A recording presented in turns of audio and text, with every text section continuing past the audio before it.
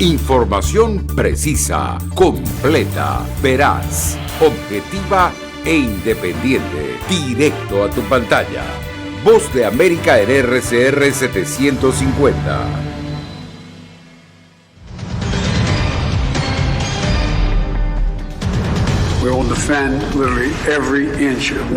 Con la promesa de defender a los países más vulnerables de la OTAN, el presidente Joe Biden termina su gira europea. ¿Y qué dicen los refugiados ucranianos en Polonia? Las reacciones desde Varsovia como parte de nuestra cobertura especial. Activistas critican las normas propuestas por Washington para obtener asilo. Que Genaro García Luna era un narcotraficante. Y México reacciona a la decisión de una corte de Estados Unidos que encontró culpable de narcotráfico a un ex colaborador del expresidente Felipe Calderón.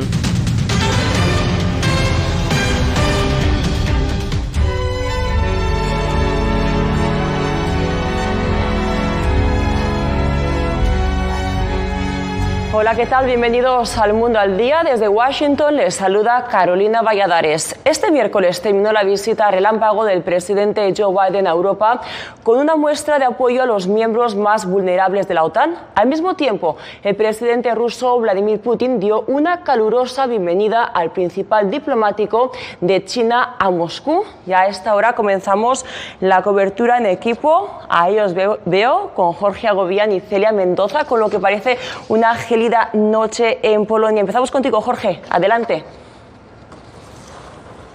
Así es, Carolina, tal cual. Y el presidente Joe Biden, antes de partir a Washington, se reunió aquí mismo en el Palacio Presidencial de Varsovia con los miembros del denominado Grupo Bucarest 9, 9 ex repúblicas soviéticas que forman parte del flanco oriental de la OTAN. En esa reunión participó el secretario general de la alianza. El presidente Joe Biden indicó que son estos 9 países la línea de enfrente que va a, de alguna manera, proteger a Europa de Rusia. Por otro lado, el presidente indicó que deben seguir unidos, un mensaje que mantuvo durante toda esta gira aquí en Europa, sobre todo ante la posibilidad de una nueva arremetida, una nueva fase de arremetida de Rusia contra Ucrania. A menos de 2 días del aniversario de la invasión rusa a Ucrania, el presidente Joe Biden terminó en Polonia su viaje a Europa, reuniéndose con líderes del flanco oriental de la OTAN en otra muestra de unidad transatlántica contra Rusia. Biden prometió a estos países vistos como los más vulnerables ante una agresión rusa que Estados Unidos acudirá a su defensa si fueran invadidos. Defenderemos cada centímetro de la OTAN, cada centímetro de la OTAN. Y este es un momento importante.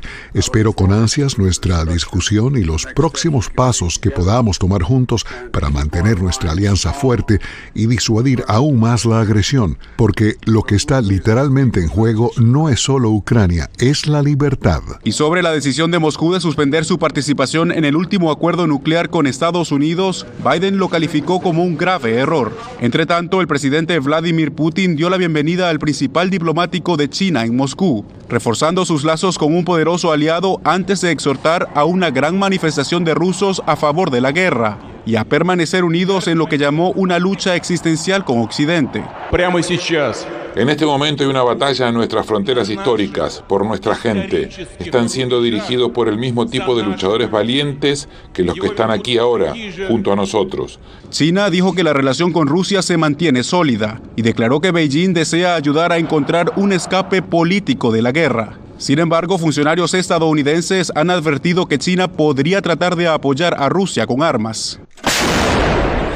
La confrontación cada vez más directa entre los líderes de Estados Unidos y Rusia se desarrolló mientras los funcionarios ucranianos advirtieron sobre más ataques al acercarse el primer aniversario de la invasión.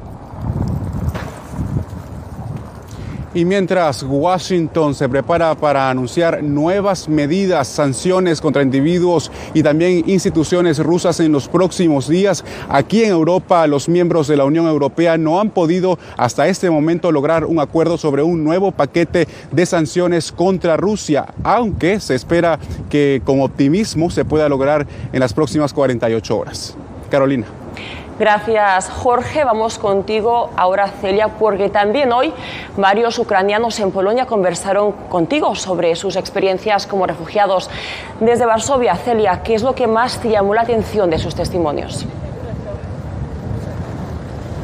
El sentimiento de incertidumbre, pero también de esperanza que tienen, en especial estos jóvenes, los cuales están desterrados y además de ello buscando un nuevo futuro, pero dejando atrás a familiares, seres queridos, los cuales enfrentan el caos, la destrucción y todos los retos que ha generado la invasión de Rusia a Ucrania. Y esto fue lo que compartieron con La Voz de América.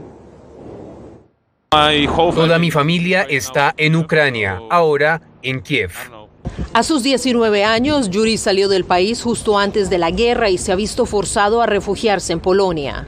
Yo me estoy quedando aquí principalmente por mi seguridad. La seguridad no está garantizada en territorio ucraniano y eso también lo sabe Maxim, de 18 años, quien recuerda cómo los misiles destruyeron su hogar.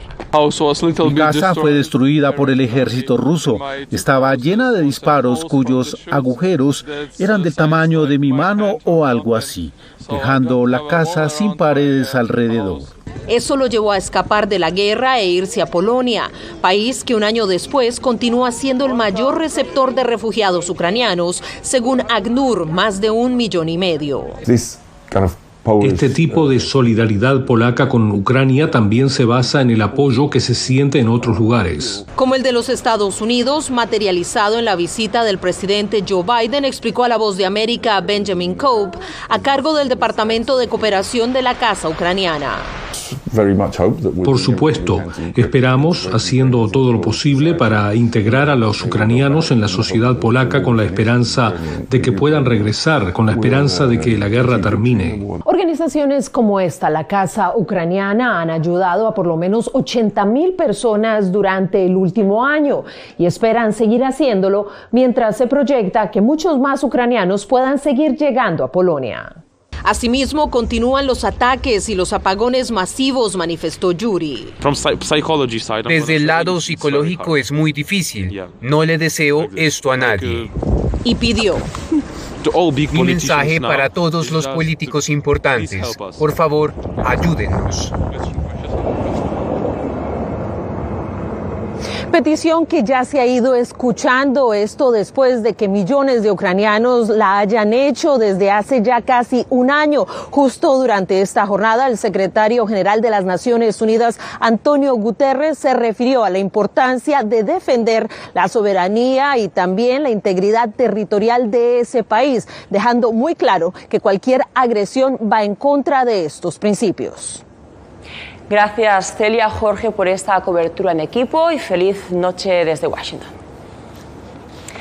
Avanzamos. Tropas israelíes mataron a 10 palestinos, entre ellos al menos a 3 miembros de grupos armados y 3 civiles, e hirieron a más de 100 personas este miércoles en la ciudad palestina de Nablus, según funcionarios cisjordanos. Los hechos tuvieron lugar durante un operativo militar israelí. Israel, que ha confirmado el operativo, aseguró que sus tropas respondieron después de ser atacadas mientras intentaban detener a militantes sospechosos de planear ataques inminentes. Según el comunicado, no hubo bajas por parte del bando israelí.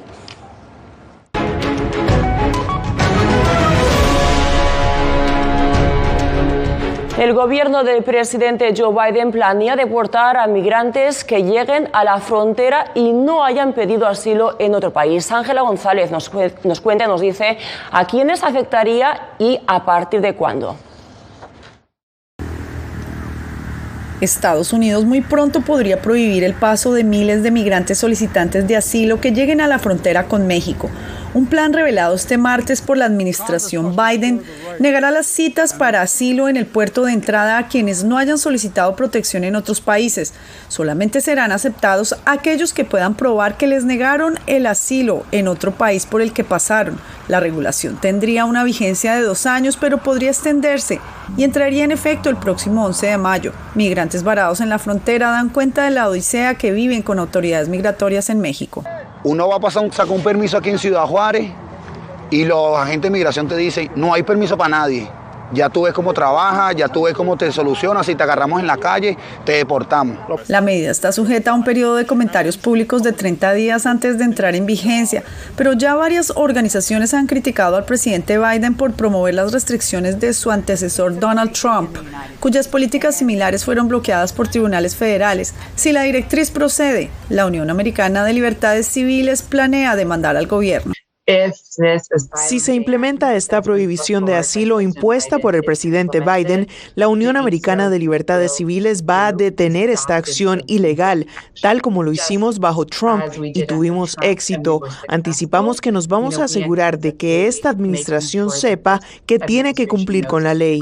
Familias y adultos solos que lleguen a la frontera podrían ser rápidamente deportados y solamente menores sin acompañantes quedarían exentos.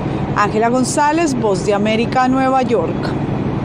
Mientras tanto, una organización fronteriza atribuye a un error de las autoridades estadounidenses la deportación de 20 ecuatorianos desde Arizona a México, pero la patrulla fronteriza sostiene que fue un procedimiento legítimo, como nos cuenta Paula Díaz. La organización Iniciativa Quino para la Frontera denunció que la patrulla fronteriza deportó erróneamente a 20 migrantes ecuatorianos, quienes recibieron una carta dirigida a ciudadanos de Cuba, Haití, Nicaragua y Venezuela sobre el programa de ingresos humanitarios temporales a Estados Unidos, establecido por el gobierno de Biden en coordinación con México para lograr una migración más ordenada en la frontera. Definitivamente se trató de un error porque las familias ecuatorianas que estaban llegando con nosotros estaban sumamente confundidas por lo que les habían dicho, en primer lugar, de que ellos iban a ser liberados para continuar su proceso. Una de las migrantes ecuatorianas deportadas relató lo ocurrido la tarde de ese domingo. Pidió que se distorsionara su voz por temor a represalias. Nos expulsaron por la puerta de aquí de Nogales. Nosotros entramos por Sonoita, nos llevaron al primer centro de detención. Nos mintieron que nos iban a dejar en un albergue, pero eso, nunca pasó. Solamente nos dejaron aquí en la puerta de Nogales. La patrulla fronteriza del sector Tucson, a través de un comunicado, dijo que ninguna nacionalidad en particular está excluida de las expulsiones inmediatas de la frontera sur estadounidense por motivos de salud pública contempladas en el título 42. Agregó que la capacidad de expulsar a un migrante bajo el título 42 depende de los acuerdos con gobiernos extranjeros como México, que estén dispuestos a aceptar esos migrantes. Cifras de aduanas y protección fronteriza CBP señalan que en el año fiscal 2023, del 1 de octubre al 31 de enero, han procesado en la frontera de Arizona 8.509 ecuatorianos. En todo el 2022 se procesaron 3.496. Paula Díaz, Voz de América. Y en México, el gobierno aplaudió la decisión de una corte de Nueva York que encontró culpable de 5 cargos a Genaro García Luna, exsecretario de Seguridad Pública durante el gobierno de Felipe Calderón. Javier Henar nos cuenta qué dicen otros sectores sobre este veredicto. Para nosotras y nosotros no es politiquería. El veredicto de una corte de Nueva York en contra de Genaro García Luna se conoció en pleno debate de la Cámara de Diputados. Los del partido que gobernó entre 2006 y 2012, el PAN, se ausentaron en bloque. Que teníamos la razón, que Genaro García Luna era un narcotraficante, que Felipe Calderón lo sabía absolutamente todo, y no solo él, sino también la diputada federal, Margarita Zavala, a quien le hacemos un llamado para que esté el día de hoy aquí y dé la cara. Fue el expresidente Felipe Calderón quien respondió tras el veredicto vía Twitter. Combatí a todos los que amenazaban a México, incluyendo, por supuesto, el llamado Cártel del Pacífico. En conferencia de prensa, el actual presidente Andrés Manuel López Obrador exhortó a su predecesor a compartirle explicaciones a los mexicanos. ¿Cuál es la explicación que le vas a dar al pueblo de México sobre el por qué nombraste a García Luna? López Obrador dijo que el caso García Luna es parte de un proceso de degradación progresivo, y un diputado del partido de gobierno fue más allá. Seguramente hay más criminales que deben ser juzgados en el equipo de gobierno de Felipe Calderón. El presidente mexicano expresó su expectativa de que García Luna informe si los expresidentes Fox y Calderón conocían de los negocios de García Luna con el narcotráfico. Javier Henar, Voz de América, Ciudad de México.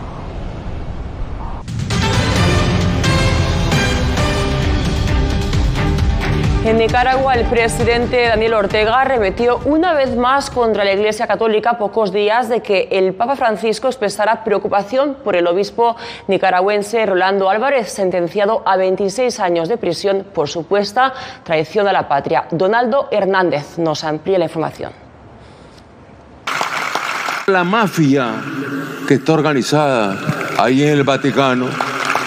El dignatario nicaragüense Daniel Ortega, además de calificar a la Iglesia Católica como una dictadura, ahora la ha tildado como una organización criminal. Ortega hizo los señalamientos durante un acto partidario este martes.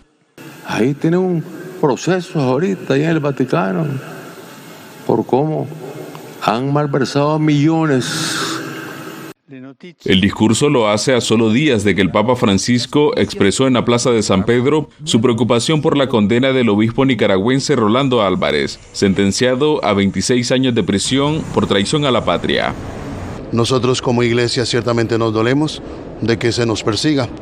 El sacerdote Germán Rodríguez, representante de la Catedral Metropolitana de San José, cuenta que, al igual que las conferencias episcopales de varios países de América Latina, Costa Rica se ha solidarizado con el obispo Rolando Álvarez. Ciertamente no hay argumentos para decir que merece la cárcel y mucho menos una condena larga. El religioso purga su condena en la cárcel a modelo. Organismos de derechos humanos coinciden en que el oficialismo ha utilizado la justicia como una herramienta política contra el obispo y otros opositores. Los decretos y las reformas constitucionales que está haciéndose en perjuicio de ciudadanos nicaragüenses son nulas con nulidad absoluta.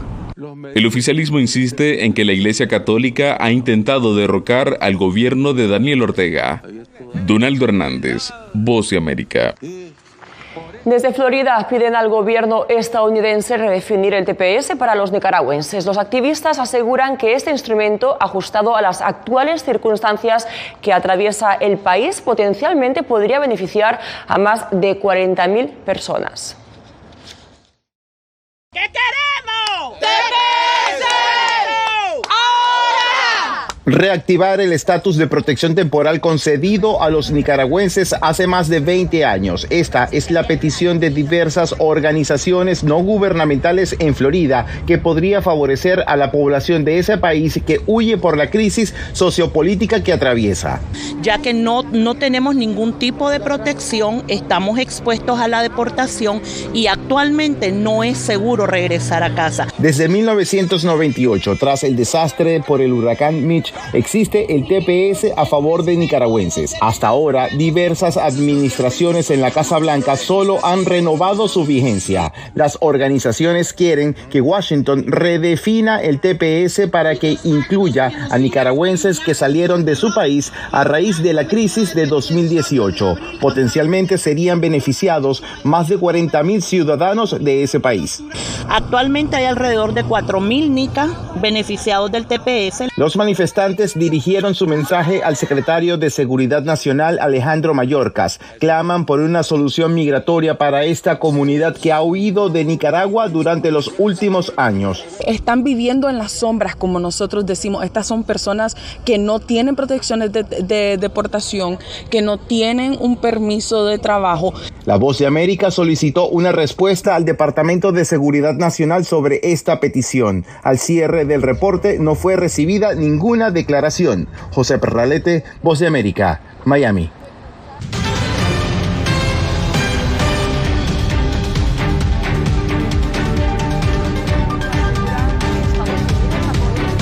Al expresidente Alejandro Toledo. Ha sido en Twitter donde el Ministerio Público dijo tener conocimiento de que el Departamento de Estado de Estados Unidos concedió la extradición del expresidente por los cargos de colusión y lavado de activos. Toledo, que gobernó entre el año 2001 y 2006, es requerido por la justicia peruana por presuntamente haber recibido $20 millones de la constructora brasileña Odebrecht a cambio de ayuda para obtener contratos de obras públicas. En Venezuela, los obstáculos para acceder a una vivienda obliga a varias generaciones de una familia a vivir bajo el mismo techo. Álvaro Algarra nos informa desde Caracas. Rosa y Miguel iniciaron su noviazgo en el trabajo. Actualmente llevan 3 años de casados y forman parte del gran número de parejas en el país que se ven obligados a vivir en casa de sus padres ante la imposibilidad de rentar o comprar una vivienda. Casa de mis padres, está en mi casa materna, paterna, toda mi vida he vivido aquí. Y bueno, se nos ha hecho un poco difícil para un venezolano, digamos, común, de verdad que es cuesta arriba. De verdad que es cuesta arriba que puedan adquirirse ahorita un apartamento. Su esposo Miguel considera que lo más complicado en este momento es acceder a un crédito hipotecario.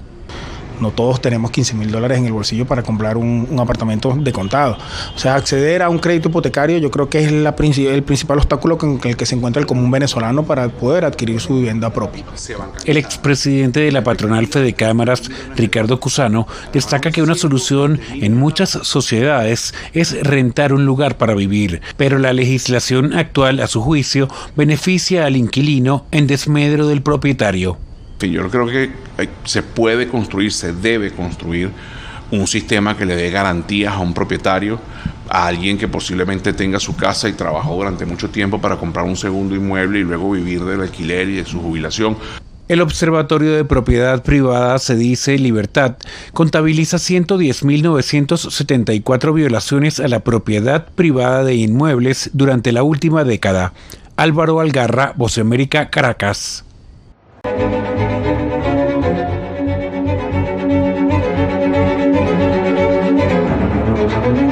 En el mes de la historia afroestadounidense, Diva Lizette Cash conversó con Casilda Luna, una dominicana de 97 años que marchó junto a Martin Luther King para reclamar respeto a los derechos civiles en los Estados Unidos. En el tronco de un árbol una niña. Con total lucidez, Casilda Luna se deleita cantando a sus 97 años y también recordando sus tiempos de activista en Washington, como aquel memorable día que fue presentada a Martin Luther King Jr. Alguien le dijo, "This is Mrs. Luna, she's from DR." "Oh, from DR, girl." Pero él también estaba cansado. Entonces yo extendí mi mano. Yo tuve la impresión de una persona sacrificada. Ay, mi rodilla. La mamá de los migrantes, como se le conoce en Washington, llegó a la capital desde República Dominicana en 1961, sin inglés y en tiempos de segregación racial empezó como empleada doméstica al tiempo que procuraba ayudar a otros latinos. Consiguiéndole empleo, mandándolo a la escuela a estudiar. Fue tal el impacto de su activismo que 47 años después el gobierno de la capital estadounidense mantiene la Oficina de Asuntos Latinos de Washington con un presupuesto actual de casi $7 millones anuales. Y desde ahí entonces, desde la creación de la oficina, fueron naciendo muchas de las oficinas de asuntos comunitarios o community-based organizations como Mary Center, Carecen, la Clínica del Pueblo, el Centro de la Juventud. Ahora, con el tiempo que no tuvo para ella y su única hija, Casilda muestra las notas enviadas por presidentes de Estados Unidos y proclamaciones como la del 6 de abril, Día de Casilda Luna, o el premio Oscar de la Renta por su contribución a la diáspora dominicana. Yo estos papeles, ahora después de vieja es que lo estoy mirando. Yo recibía cualquier cosa, lo agarraba y lo venía y lo tiraba en una caja. No tenía tiempo. El tiempo ahora es el mejor amigo de Casilda, el mismo que le ha otorgado la gracia de vivir casi un siglo y legitimar su consejo a las nuevas generaciones. Usted viene aquí a lavar platos, pero no se queden lavando platos. Tienen que ir a la escuela y mejorar su forma de vida. Diva Lizette Cash, Voz de América, Washington. Tú eres la niña que mi tronco. Historia viva de este país. Así terminamos esta emisión del Mundo al Día en la Voz de América. Como siempre, gracias por estar con nosotros. Les informó Carolina Valladares.